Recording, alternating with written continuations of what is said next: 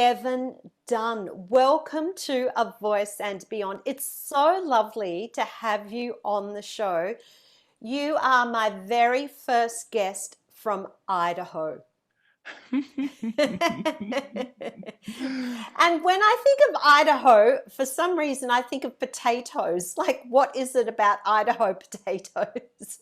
You are exactly right. Really? So many potatoes in Idaho. In fact, when I was growing up, my house, we bought a plot of land that was surrounded by a potato field. And when I was in high school, I was released for 2 weeks out of the fall so that I could work in the potato harvest. Oh my gosh. So, do people in Idaho eat a lot of potatoes, or are you absolutely sick of potatoes?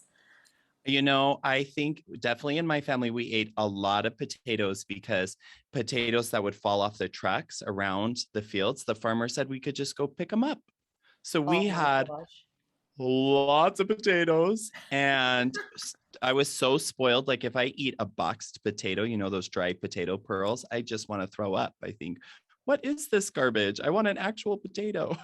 That is so funny. I love that. I actually just threw that in because my silly Aussie humor thought it was something that appealed to me to ask And you that didn't question. realize that I No, actually am a potato person. you are a mindfulness coach for Take the Stage Coaching, a professional opera singer, and host of your own podcast, Take the Stage Coaching. So let's look at where your journey began. You do some brilliant work because obviously I've done my little stalking on you and I know a little bit about you, but I'd like the listeners to learn who you are. So, when did you start singing? And when did you discover you're actually good at singing? Hmm. I grew up I guess I would say a somewhat musical family. My parents didn't have any musical training, but my mom there were 7 kids in my family, and she wanted all 7 of us to learn how to play the piano. So Didn't they she have a decided, TV? oh, yes, 7 children. Sorry, I had to yes. throw that.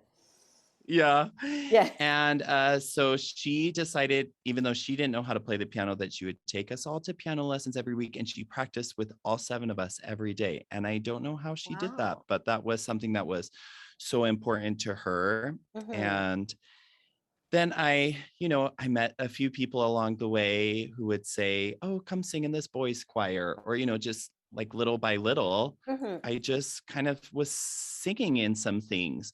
And then it was funny because by the time I got to high school, my first year of high school, I didn't make it into the choir. And I thought, oh, maybe I'm no good at singing. Yeah.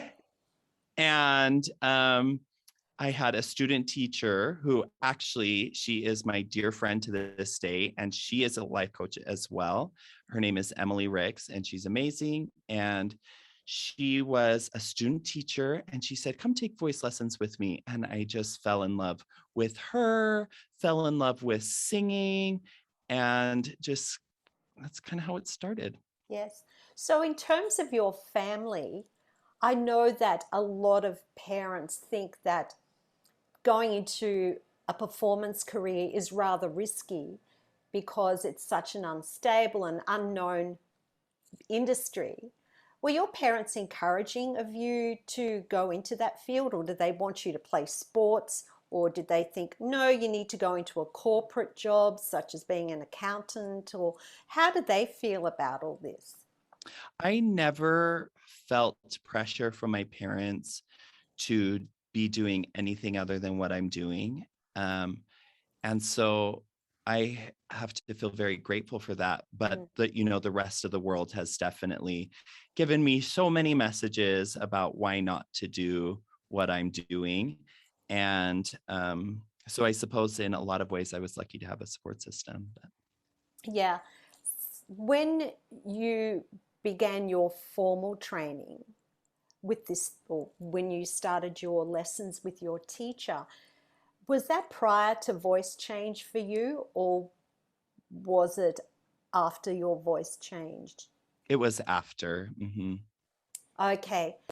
Now, I know that you're a baritone slash bass, which you, to me, I was surprised to hear that because when I hear you Mm-hmm. speak, I can't imagine you being either of those. So when you went through voice change, did your voice plummet? Like, did you go from this really high voice to this bass rather Yeah. quickly? Yes. In fact, I was singing in The Sound of Music, and I was singing the goodbye, the high G thing. I don't know if it's a G, I'm making stuff up probably, That's all but, right. saying that kind of high part. And I remember my teacher who was kind of working with me on singing this, and she was saying, oh, your voice seems like it's starting to change. You got to hold on to it for a few more weeks. And then it was like 2 weeks later, I was a baritone. And it was just like so drastic. I don't even remember thinking, oh, my voice is really changing. It was just like, oh, all of a sudden, everything's different. So how was that experience for you? Well, I didn't really know a whole lot about singing. I just liked singing. I suppose it did take some time, but I wasn't taking lessons or anything. So I don't know that I thought too much about it. But Okay, okay. Yes, because I did interview another guest some time ago, Duncan Rock, who's a mhm. baritone. And his story was that when he discovered he was a baritone, he was really disappointed because he felt that in terms of the pecking order of singers, that the baritone was at the bottom and that the tenor was the one who was the one that most people looked up to, who was the best singer. So in one sense, probably for you then, not knowing anything about singing, you probably weren't disappointed or too worried. You went along with the flow. Yeah, totally. That's funny. So when did you start your formal training and was that in classical singing? Yeah, so I did take lessons all throughout high school and just kind of had fun with that. But when I was in college, I started college a little later. I traveled around the world, did some things, and when I started college, I thought, maybe I'll be an orchestra teacher or a choir teacher because I Hmm. enjoyed all sorts of classical music, especially classical music really spoke to me from a young age. Okay. Um, and so I was kind of sitting there, and then I had a teacher, Christine Szynski, and she kept saying, oh, well, you got to be an opera singer. You got to be an opera singer. And I was like, I am not interested in opera. First of all, I did a musical in high school, and I really had a very challenging experience while doing it. I didn't feel like I really knew how to act or what to do. And it was kind of terrifying to me. And I thought, I'm never wearing makeup and I'm never getting on a stage and getting in a costume ever again. And she just kept saying, no, you got to sing opera. You got to sing opera. And I did a little opera scene with her and I just fell in love with it. And I thought, oh my gosh, I wonder if I've been an actor my whole life and I didn't really know it. Or like maybe I Hmm. didn't have the skills or somebody there to help me to know. Sure. Yes. So Yeah. So you had a performance career? yes. So I ended up, after I graduated, I ended up getting into performing, and I got a master's in performance. And then I performed um, around the country doing about half of my resume is musical theater and about half is opera, which I really love doing both. And yeah. Then you made the transition into coaching. So, at what point of time in your career did you go from performance to coaching, or did you have those careers running alongside of each other? I feel like they're definitely still running alongside of each other. In fact, my wife and we have 3 little kids. We're planning. Oh, I can't say definitively when, but in the foreseeable future to go to Europe. That's been our goal for a long time. But I would like to have, my coaching clients alongside with my singing career. Okay, so that's still happening, your Hmm. performance career. aside from COVID shutting it down for a little Yes, while. Okay. yes, yes. In fact, I got to sing at a recital last night. It was so Oh, fun. So, oh. So your coaching business, let's talk about that because I'm really fascinated in the work that you do. Tell us what Take the Stage coaching offers. so I help artists to successfully navigate the pressures of their entrepreneurial careers. And I love working obviously with singers since I'm a singer myself, but I have worked with artists, actors, and um, it's kind of expanded beyond that. I've worked with new mothers, I've worked with business owners, and working with their mindfulness so that they can be more intentional about living the life that they want, having less stress and more joy. Now, oh, that sounds amazing. I think we can Right? all, can I have that intravenously? Yeah. Wouldn't it be so nice if it were just like a little pill? I Boop. know, right? I would be absolutely addicted to those pills. Let's talk about one aspect which you didn't touch on, and then I will go into the mindfulness because that's the part that's really fascinating to me. Sure. And and then we'll talk about your business coaching. So with your performance coaching, you cover performance anxiety. I want to know, how did that come about? Did you yourself suffer from performance anxiety, or what inspired you to help other performers with their anxiety issues? Well, I don't know that I'd say I have, a lot of performance anxiety, except for just kind of the typical things. When I perform, I always have this fear in my head. You're going to forget your words. You're going to forget your words. You know what I mean? Yes, I do. And Yeah. it's this story that I tell myself. So I actively work through my mindfulness to disprove that story so that I know that I don't need to believe it just because it's a thought in my head. Mm-hmm. But the reason I really got into it was because I've been teaching more voice lessons, obviously during the pandemic. And I just started noticing students of mine who have anxiety in their lessons, not even always just performance anxiety, anxiety about their life in general, just stresses about so many things going on in the world. And, there's this joke that voice teachers are therapists, and we Yes, all, it's not a joke. yeah, but like, Mm-hmm. really, what tools do voice teachers have to offer? I mean, we Mm-hmm. all do the best that we can when we're teaching, of Yes. course, but I thought, I had worked with a life coach, kind of mindfulness coach, and it was totally life changing for me. And I thought, I would love to be able to help my students with this. And then it just kind of expanded. So you use things that you've learned yourself around mindfulness to help your students and yourself in Yeah, terms of yes, performance anxiety. yes, totally. Even, I said I was singing at a recital last night, and I have, a practice of how do I prepare mindfully so that I'm ready to, have a wonderful experience and have my own back and support myself no matter what happens. And yeah, that's part of what Okay, I do. let's delve into mindfulness because Okay, it's a hot topic, and it sure. has been for some time now. And I don't know that everyone fully understands what mindfulness is. Mm. And for some people, they may think, oh, this is a new age thing. This is something that tree huggers do. It's for those people that grow hair under their armpits, that go around skipping through daisy fields. It's woo woo. So tell us, what is mindfulness exactly?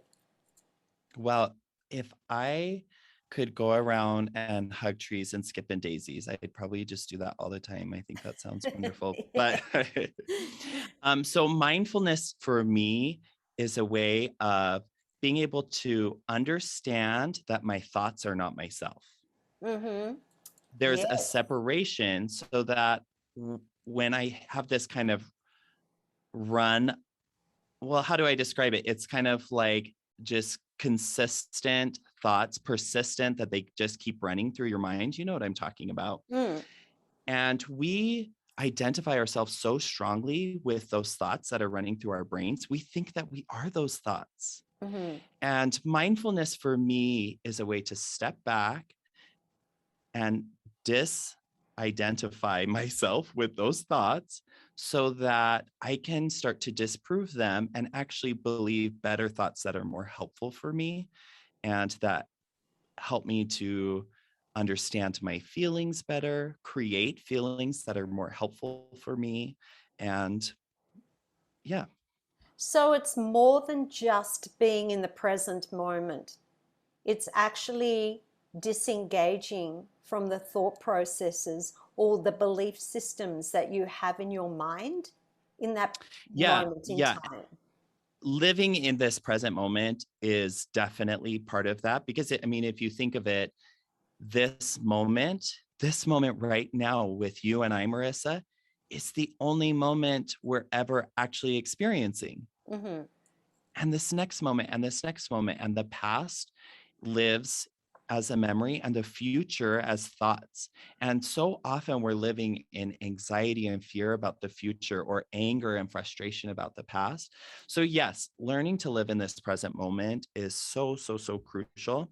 But Yes. yes, if I can take a step back and recognize that those words running through my head are not me and that they're not necessarily telling me the truth and that they're not always helpful, then that's a really powerful thing. I heard it once described as if you saw someone on the street, you might have seen someone that we called like a crazy person, and they're speaking, they're shouting out, and they don't really have a facility of kind of deciding what they're going to say before they say it. They just shout out their thoughts.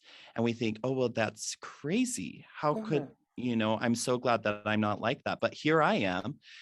And my brain is running 100 miles a minute of all these random thoughts that aren't really helpful or true. It's just that I have a little bit of a filter and I can keep my thoughts inside most of the Yes. time. Yes. I heard somewhere that we have about 60,000 thoughts a day, Yes, exactly. and 70% of those are negative, and 70% of those are on repeat. So that's a lot of negative self talk. So when we're born into this earth, we're all born equally, we're all babies.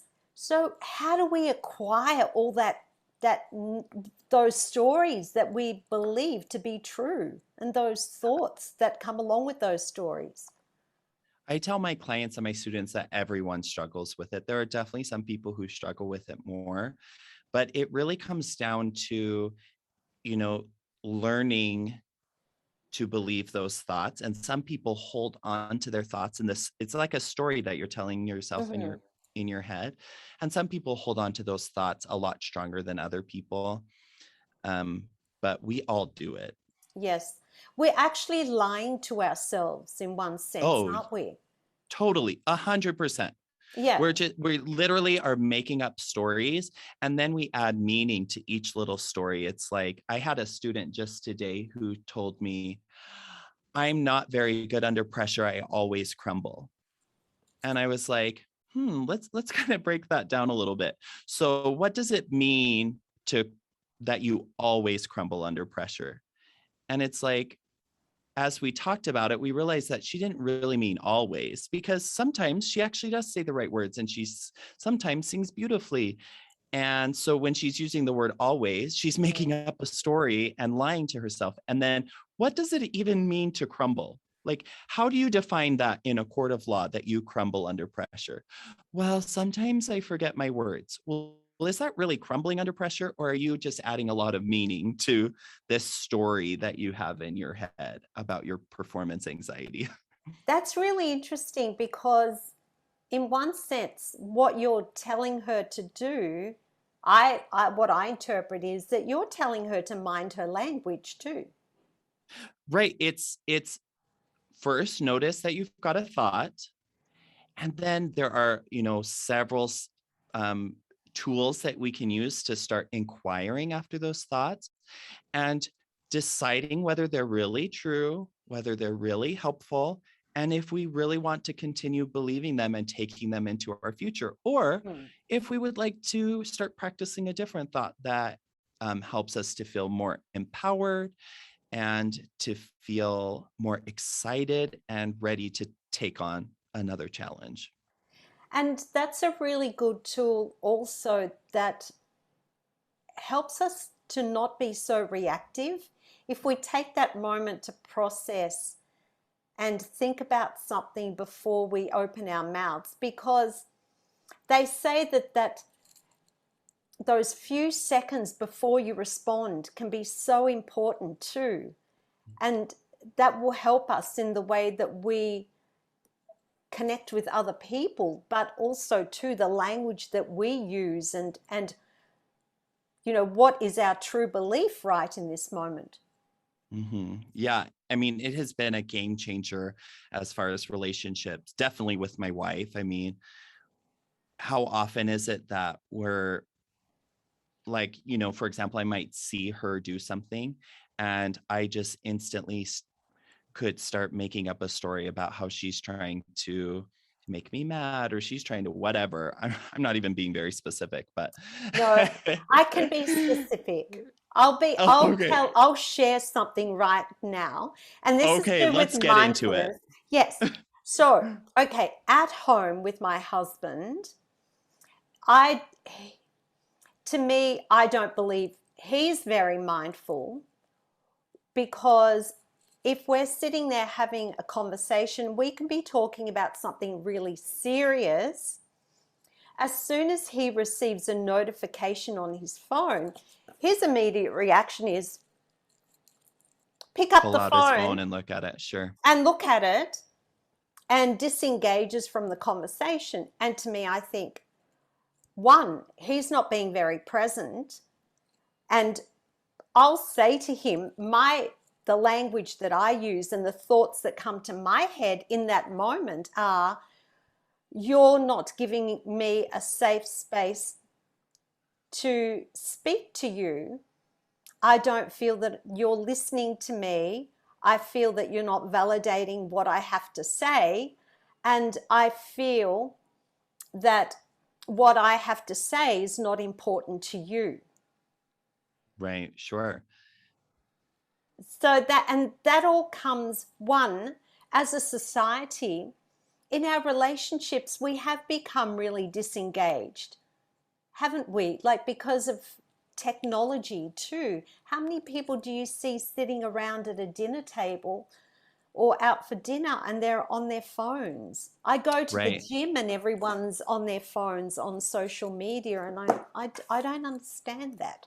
So Sure. Sure. why have we become so disengaged and not living in the present? Yeah, well, I mean, it is true that it's especially hard with all the social media, and it's just a really busy hustle bustle life. And that's kind of what we've been raised to think that our life needs to be. So it is very tricky, and there are a lot of distractions.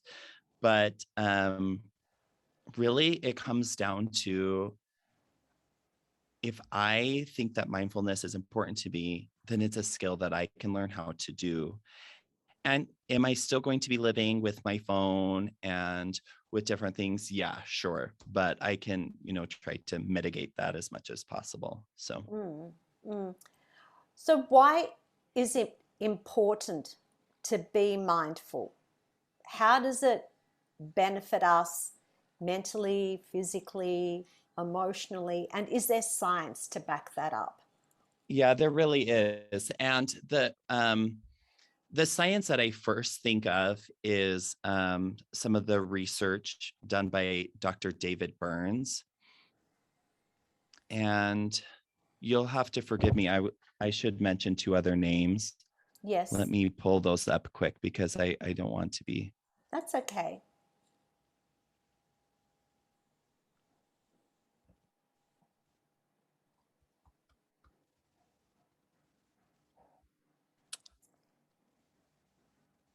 That's all right. We'll just do a little cut here. That's fine. Yeah, Take your thank you time. so much. Yeah, it's all good. So Danny can edit this out. Thank you, Danny, for saving all of us. I know Danny does save my life on a daily basis. Yeah.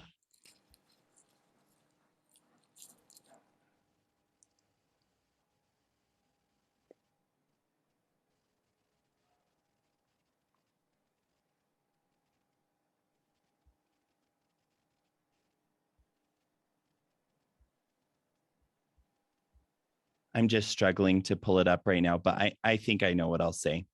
Okay. Okay. Okay. Here we go. So I'll just answer that question again. Okay. Mm-hmm.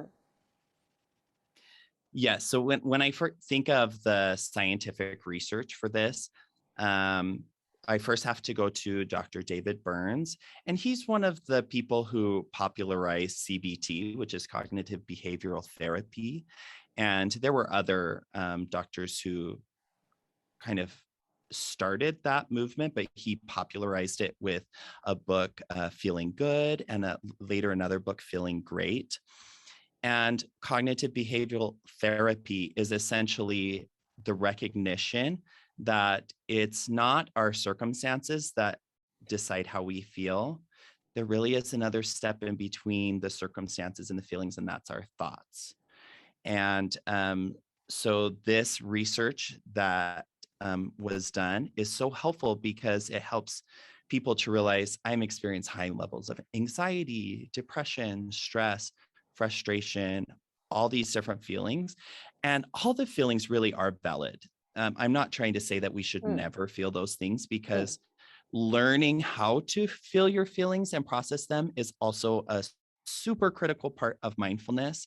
Like, oh my gosh, I feel performance anxiety. Okay, that's okay. I've got some steps. I know what to do and how to kind of embrace this feeling. But just because we can feel all those feelings and we can have tools to know how to process them doesn't mean that they're always very helpful, because the feelings that we feel really do propel us into the actions that we want in our lives.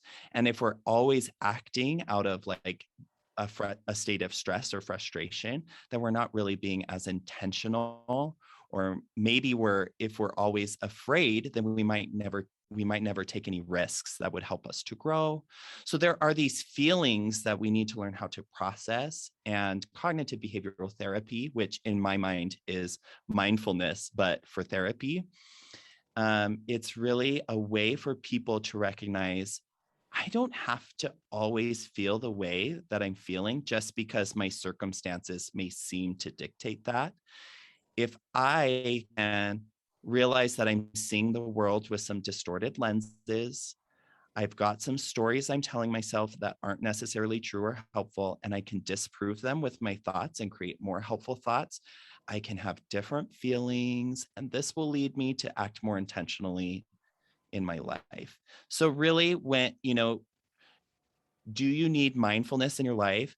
I mean, that's up to you, right? You could spend a gazillion hours and become perfectly mindful, and that's a wonderful choice that you could make. But you could also continue to live exactly how you are, or any range in between. That's totally your choice. But if you don't want to feel bogged down and overwhelmed and stressed as often as you are, and you think that maybe a little bit of joy could help you to live life a little more fully and try some exciting new things and maybe not be afraid of your feelings, then mindfulness is an amazing tool that anyone can learn. So, how do we learn? Well, what are some of the tools that you Okay. use to teach mindfulness? Okay. Well, I use a lot of different tools that I've studied from teachers like Byron Katie and the work. I also use tools that I've learned from Brooke Castillo's and CTFAR, as well as so many mindfulness techniques from Eckhart Tolle, David Burns, just taking from all of these amazing teachers and compiling them. But when I'm coaching somebody, it comes down to you start telling me your story, and I start helping you point out the distortions in your thoughts. And distortions are really just like, let's say your glasses are really smudgy, or you've got, you're only seeing about 30% of the truth, and then the rest is kind of a story you've made up. We've got these distortions that we're seeing in the world. So you start talking, I help you point out the distortions, and we try to discover how truthful your story is and if it's actually helpful to you. Ultimately, you get to decide the thoughts that you want to keep taking and believing. But we start coming up collaboratively with thoughts that could be more helpful for you. And then we start practicing those thoughts, and we practice them through journaling techniques. There, so many fun things that we can do. But yeah, that's kind of what it looks like. Okay. Is it possible to do a little role play right now? I'm going to put you on the. Sure. Can we Okay. do that? So Yeah. we can give our listeners, and I'm going to allow myself to be totally vulnerable and up for Okay. judgment by others by doing this. So let's just give it a go and see how we go. We don't have to I'll leave it with you. You can coach me. Okay. Well, and you can tell me if there's something else you'd like to coach on, but it was interesting you brought up this topic of talking about your husband and his mindfulness and your reaction. Is that something that we could talk about? Sure, let's do this. Yes. Okay, so you started telling me a story, and I don't want to put words into your mouth, but No. let me kind of say back what I thought I was Yes. hearing, and you Yes. tell me if I'm right. Okay? Okay. Yes, let's do this. I'm up for it. Yay. So yeah, the interesting thing is that you are experiencing one thing, and you're watching your husband, and basically you're interpreting what you think is going on. Now, here's where it gets really interesting. Sure. You said he is making you feel maybe that you're not in a safe place. Does that sound familiar? Yes. Okay. And what else? That he is not interested in what I have to say, and what is going on in my life is not important to him. Sure. So what I would ask Yes. is, can you know with 100% certainty that what you're saying is not important to him? No. Right. And when you think that, how does that make you feel? When I think that he's not listening to me, Right, or okay, that he's not interested, hurt. hurt. Mm-hmm. And when you feel hurt, how do you act in that situation? What does that? My immediate reaction is to, well, I suppose in one sense, yeah, pull him up on it. I want to pull him up Sure. on it, and I want him to know that he's hurt me, and that what he's doing is not like validating me, or Sure. it's that safe space comment is that it's making it more difficult for me to share my feelings, and that next time I will be less inclined to speak up, because Sure. I feel that I don't have, he's not holding space for me to speak. Okay. So this is where it can be very tricky, because in the long run, we can only be empowered by our own thoughts and our own choices. And if he is acting like this, I'm not condoning him, No. because he, um, you know, if you're telling him something important and he's not paying attention, you know, that's something that you definitely should be able to speak to him about.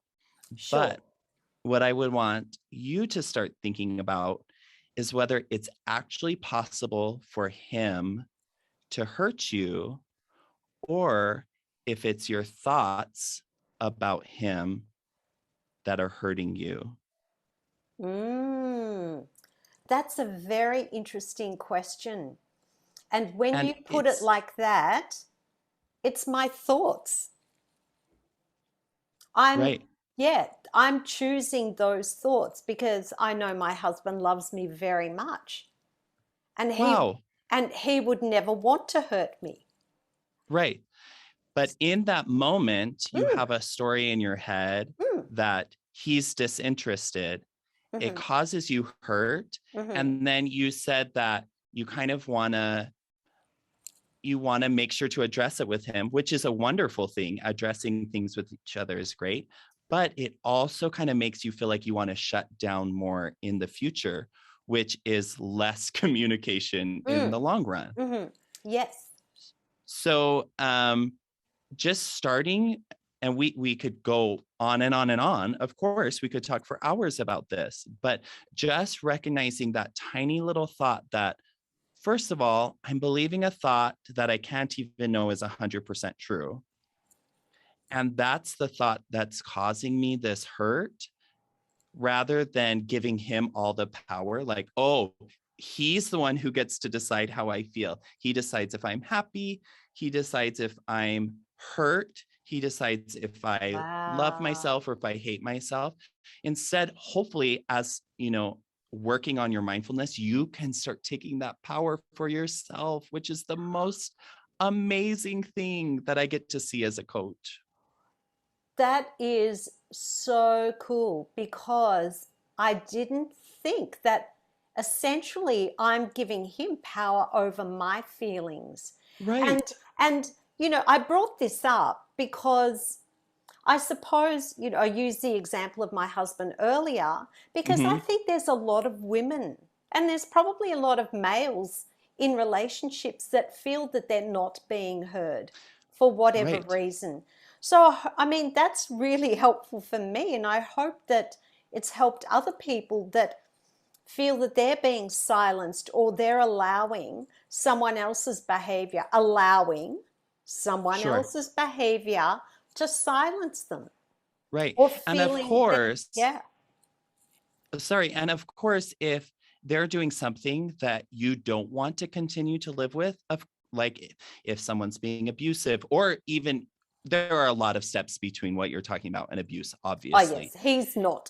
He's not Yes. abusing. And you always have the power to Mm, choose to live with the things that are going on, that the choices that someone else is making, or not. mm, That is, like, you always have that option.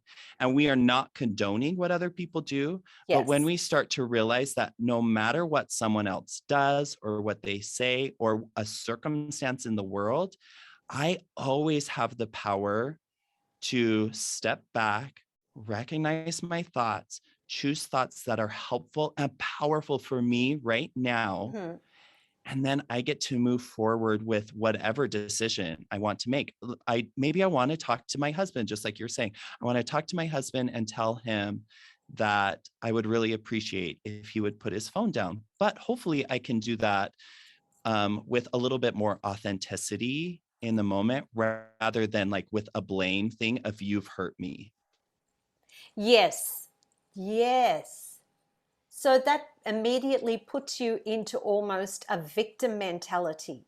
Exactly. And I Exactly. don't like victims. And I'm Right. being one. Well, all of us are victims sometimes. And that's why it's so helpful to have a coach when you need one. It's not like you need a coach hanging around you all the time. Mm, But it's like a voice teacher. If you go to a voice teacher, they hear things that you can't hear, and then they help you to figure out what to do differently. And a coach can really help you to notice those distortions. yes. And they'll be like, hey, wait a minute, I heard something. And of course, lovingly, help you to discover a better truth. And Hmm. then ultimately, a way that you would like to be acting and feeling that's Hmm. more helpful for you. And most of us, our feelings and our reactions are distorted, and our decision making can often be distorted by emotion. Exactly. Yes. And I know myself that if a situation arises and I have to make a decision and I'm highly emotionally charged in that moment in time, I will not be pushed into making a decision. I have to step away because my decision can be so off because my emotions are running rampant. I have Mm-hmm. to say, no, I'm not deciding right now. I have to either sleep on it. I had a situation Mm-hmm. arise a few weeks ago that was so stressful and brought a lot of anxiety into my life. And I had to make a decision around the situation. I actually took a month Mm. before I made a decision because I just couldn't. I couldn't do it and know truthfully that what I was doing was the right thing to do. Right. And I think that and that's learning about yourself too, isn't it? I think we can all learn about ourselves a lot more too. Oh, yes, yes, yes, yes. And I love how you talk about kind of taking time for yourself. I always call it giving yourself space. And Mm, that can be just like, even if it's just a couple of seconds, instead of immediately reacting to whatever thought is running through your brain, to be able to step back, take a break, recognize that the thought exists, and then give yourself some space to say, do I believe that thought? Is it helpful? Is there something else I could believe that's more helpful? And then I can move forward. mm. I know I'm sharing a lot about my relationship here, and I want people to know that my husband is a wonderful man, and we've been together for Yes. over 31 years. Oh, We have an amazing relationship. We really do. But like all relationships, we've had to work and we've had to learn about each other. And I'm so grateful that this person has come into my life. And one of the mm, things that, talking about what you just said, that we do is if we feel that we're entering into a place in a discussion that it becomes really heated, hmm it's starting to escalate, and we can predict that it's going to be a no-win if we continue on this way, we will call 5-minute timeout. I love it. We go 5 minutes, timeout, go into another room. One of us will take ourselves off and go, what is the outcome that we're wanting to achieve here? What is really going on here? Take a breath and go back. And that helps so much. And it's, once again, it's being mindful, isn't it? Right. Yeah. So there are a lot of little practices, therefore, that I'm already kind of incorporating without realizing that I'm doing it. I know it's so funny as we talk about mindfulness and your thoughts and your feelings, because when I explain it to people, it feels totally new, Mm, life changing. Like it's kind of mind blowing. The more that you think about it and the more that you practice it, you're like, oh my gosh, I've been letting the government have power over my emotions. I've been letting the weather have power over my emotions. I've been blah, blah, blah, all these things, and it's just kind of an amazing thing. But you also start to recognize, hey, I have practiced this before at times. Like I think back to a time I was living in Africa, mm. and the traffic in Africa is so crazy. Yes. And I was driving around in Africa, and I remember other people who were there with me, um, who would get so stressed about driving, and it was just like anxiety inducing. And I remember seeing them and thinking, when I drive here, I want to feel calm. And so I just kind of embraced the fact that that's what traffic is like. And no amount of me stressing about it is going to change what traffic Mm-hmm. is like in Africa. And I Mm-hmm. remember feeling totally calm the whole time I was driving, no matter what other. And so looking back, I'm like, that's what I did. I practiced mindfulness.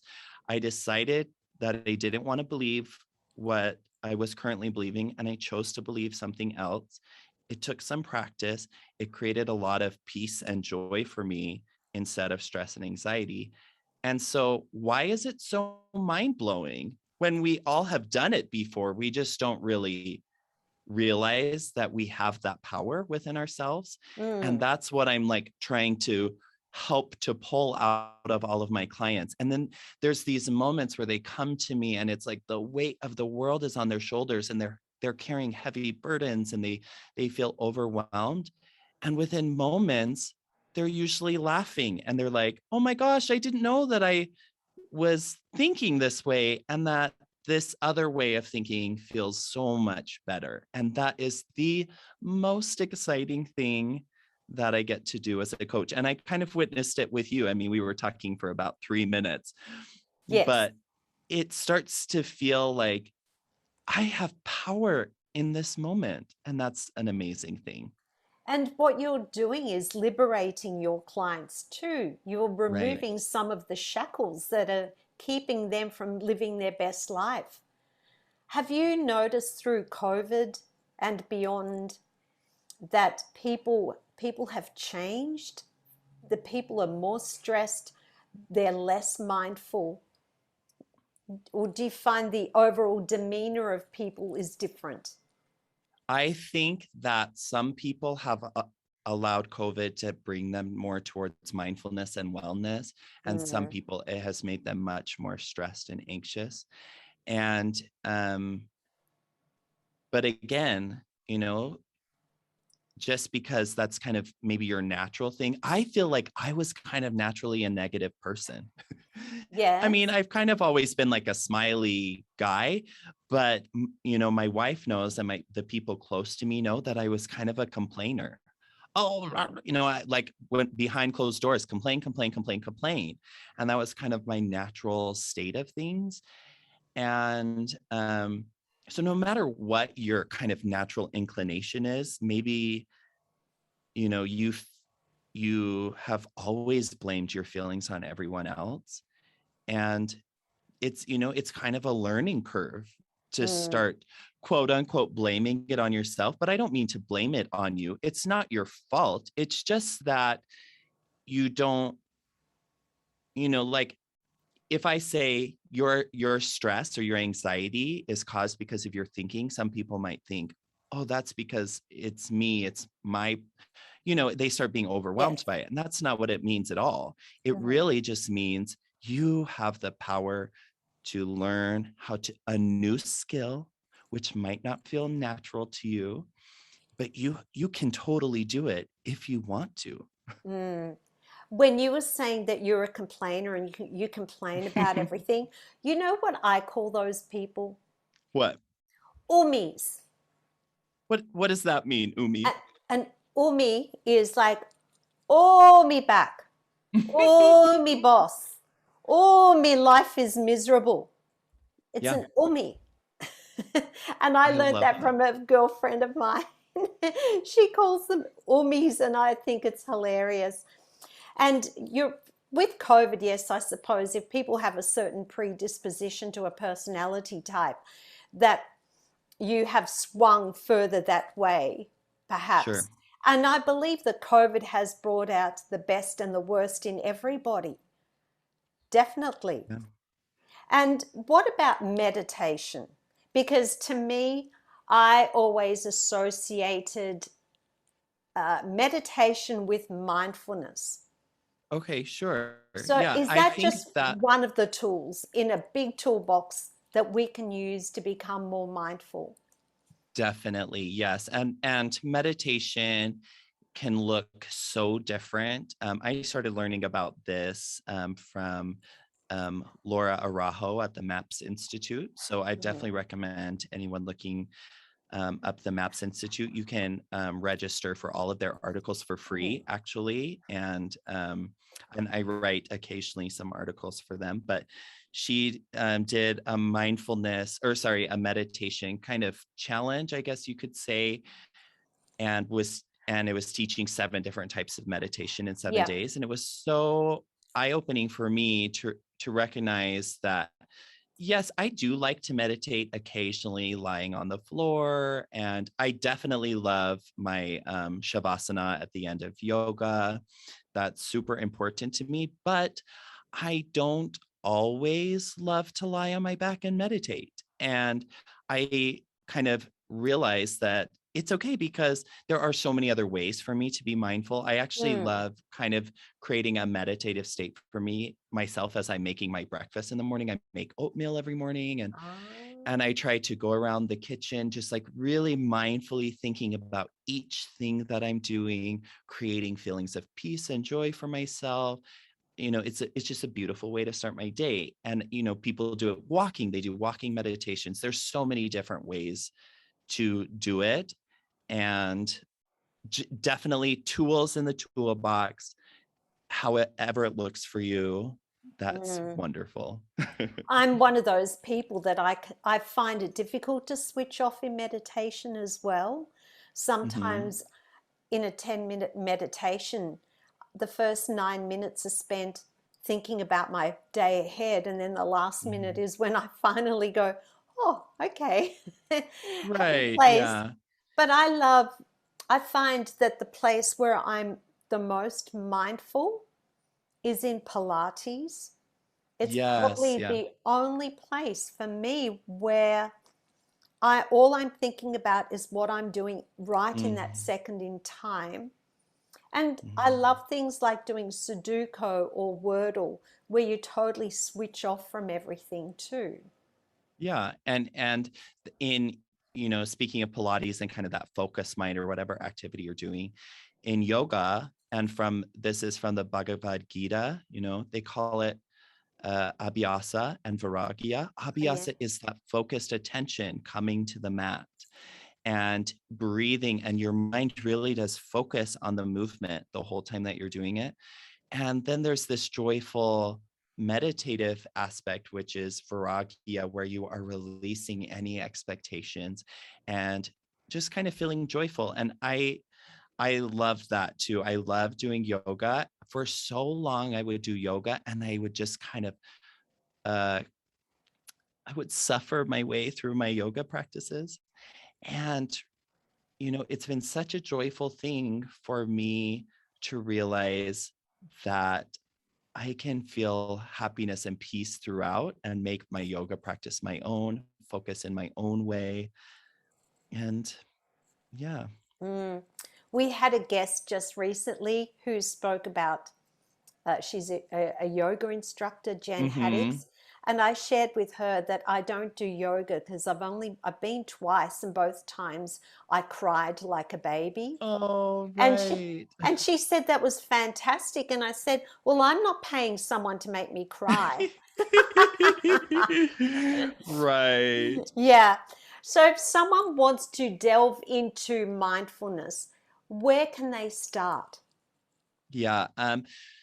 So like I said, you don't have to go to 100 miles an hour ever in your life with mindfulness, but little by little you can definitely learn some tools. And I would recommend, especially for maybe some of our artistic friends out listening, I've got an Instagram page, Take the Stage Coaching, where I love talking about mindfulness. There's also Mhm. some fun, silly classical music humor, but that's maybe a place to get started. And of course, my podcast, Take the Stage Coaching. But there are so many books. Mhm. I recently did an episode about the 4 books that I would recommend to get started. And I do know some people don't really consider themselves readers. Yes, And so, that's if me. you, right, and that is like totally fine. If you want to read a gazillion books like I have done and go through trainings, and that is an option for you, but that takes a gazillion hours, right? And Yes. that's not always what everyone wants to do, and that's totally good. Um, and so that's why coaching with someone is a great option, where you can just sit down with someone, learn the techniques, and kind of have them guide you through, pushing you so that you can learn the skills and start applying them in your life. And it's not just because I want to feel peace in this moment. That's amazing. You should be trying to find ways to feel peace and joy in this moment. But also, I push my clients to come up with intentional plans from this place of peace and joy in your life, so that you are leaning into the future of your choice. It turns into actions that accumulate over time. It's like that 1% rule, uh, accumulating over time to literally create the future of your dreams. Mm, yes. And we have the power to design our futures. And it Yes, is we so do. much about creating, about setting intentions and not leaving our Mhm. lives to the randomness of the world and the Right. randomness of people around us. And And you know many, what? Sorry, but yeah. it is crazy because things do happen in the world that we don't control.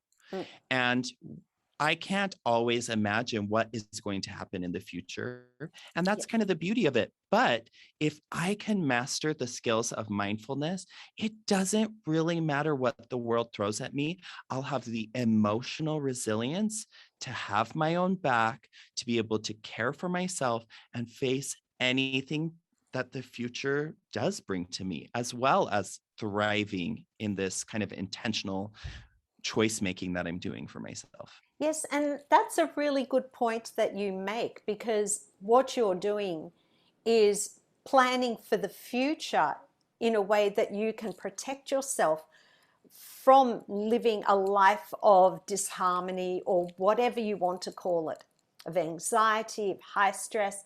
Most people wait till it's too late to seek help, but this is kind of preparing yourself for no matter what happens to you. Yeah, you definitely, there could be a point in your life where you just really have a breakdown. Mm. And that's also fine, because I am here ready to help you if you have a breakdown and you need help. But I definitely prefer that I'm going to maintain, I'm going to learn the skills. Now I'm going to take care of myself and develop it so that I don't, it's like, do I really Mm-hmm. want to be putting out fires around me all the time? Or do I want to be prepared so that there are fewer fires to be putting out? So rather than walking around with a fire hose, you've got the suit that's fireproof. Yeah. I think that's there's some truth to that, but Yeah. also stop lighting fires all around Oh yourself. my gosh. Oh my gosh. Yes. So true. And I love people that gaslight too. Oh, Oh, oh my yes, gosh. yes. Don't even get me started on that one. Yeah, So yeah. what do you say to the skeptics? People who think this is woo-woo. What would you say to those people? It's so funny because especially when I've come home from a day and I've coached some amazing clients, and I just go to my wife and I'm like always glowing because I just want to shout to the world that you can feel so much better than you're currently feeling. And of course, the only one who can make that happen is you. Absolutely. And if you really believe that it's always this, I just, especially, I have to say, especially in this operatic community that I find myself a part of, and I'm so grateful that I'm a part of, people are very skeptical. Mm-hmm. Um, and there is a lot of sentiments going around about like the government will make me happy, my partner will make me happy, or they won't, right? Like I'm Yes. going to continue being miserable because of whatever is happening. And it's like, it again, it's just a thought. It's just a thought that's going through people's heads. And I just want to like reach in and just say, oh my goodness, there is so much in this world to thrill and to feel joyful over and to feel peace over. And, there are some big feelings out there that you're probably hiding from. You're probably buffering by like, I'm going to social media away my feelings. I'm going to sex away my feelings. I'm going to drink away my feelings. And of Mm. course, sex, drinks, all of those can be a part of a totally healthy lifestyle. But I'm just talking about like, Yes, I cannot, addiction. Yeah. yes, I cannot deal with the emotions that are going on with my life. And so I'm just going to hide on Instagram or Facebook or Netflix. And I'm not going to experience the broad range of emotions that I could have as a human. Mm. And I'm just like, people, there is so much more out there for you if you were just willing to believe it. Yes, and what you said about the classical world, I think it's true to say, and it's fair to say it's across all genres. It's not just the classical world. I think performing Oh, artists can have that feeling of woe is me, and mm. unless I'm in that woe is me mentality, I can't be creative either. It's when I'm in that Oh, sure, woe is me sure. mentality that when I'm at my best and I'm performing at my best because I'm that diva who's been crucified or whatever you want to call it. And as voice teachers, I know there are boundaries that we have to set in our teaching studio, and we have to be mindful of boundary violations. Hmm. But if a student comes into a session with us and we can see that they're very anxious or there's something not quite right with them, is there something that you believe we can do to help our student in that moment that doesn't cross that boundary? Yes. Well, first of all, I have to say I'm becoming a very big proponent of asking some hard questions. And this is not me as a mindfulness coach, but this is just me as a human. I'm really starting to feel strongly about how are you? Yes. Are you um like, do you have a support team around you? I can tell that you're kind of stressed. Have you considered seeing a therapist? And even saying, have you, if, especially if I can tell that they're really stressed, something might be going on, I ask the hard question. Have you had thoughts of hurting yourself? Have you had thoughts of going to sleep and not waking up? I just jump right Wow. into it because I don't want to play around with real mental health. So I ask my students, and I have had, or, even just people around me, I ask them, and I want to be kind of like a first responder. Well, we And are. We we often are, are. we People will are. share with us because once again, it comes back to creating that safe space where we're Yes, listening to them, whether we're listening to them sing or speak, where they're able to open up and express themselves, and they yes, often do share. So I call us frontline workers. So, yes, yes. yes. And then making sure that you have a list of local resources where somebody could, very affordably go and get help if they need to. That's, amazing if you just kind of have that handy. But yes, just being able to lend a listening ear, give some lovely support. And then if they are open to a recommendation to possibly read an article, maybe, or listen to a podcast episode, if you have something that you think might be helpful, that's, obviously up to them, but just Mm-hmm. them knowing that you're there, that you love them, that you're willing to look them in the eyes and say, I really care about you and I want to make sure that you're safe. Mm-hmm. And that's important as well. There's so many things that I would love to continue talking to you about, Yes, I but know. because we haven't even talked about your business coaching, and maybe we'll have you back and we can talk about business coaching some other Great. time. Great. So we're down to the last few questions. And Okay. you, Evan, what have you learned about yourself throughout the process of discovering mindfulness?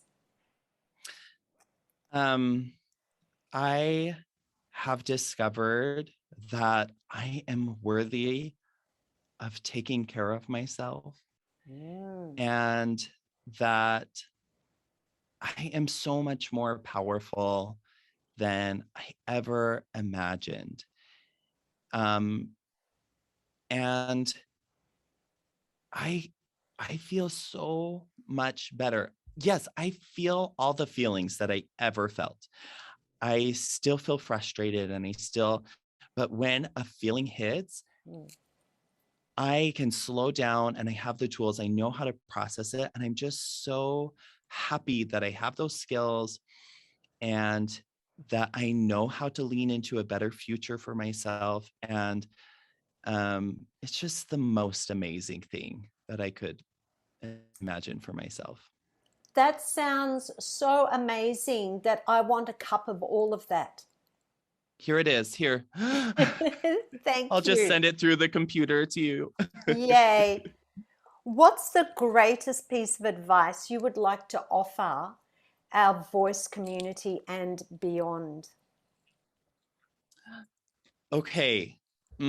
That's a good question. Let me pause for a second.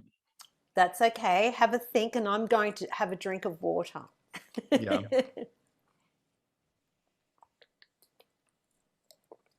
It can be more than one thing. Yeah.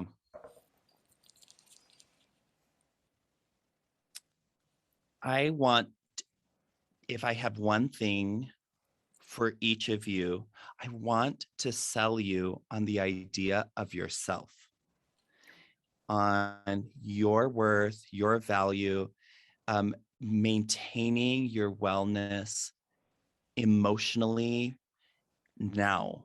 And, Mm. I am definitely not the only person who could possibly be of help to you. There are so many resources, and I would love to be able to continue to point you to those resources in any way that I can help. But I would go to evandunn.com and sign up for a totally free, no pressure, just a chance to chat with a mindfulness coach who can help you to see if you are having distorted thoughts. No, to help you to see your distorted thoughts so that you Mhm. can start making better intentional choices for yourself. That is the most amazing gift that you could give yourself. That sounds amazing. And we are going to share all your links to your website, to your podcast, to anything that you would like us to share with the listeners. We're going to put all those in the show notes so people can refer to those links and find you and discover the joy of being mindful and everyone living their best life in the here and the now.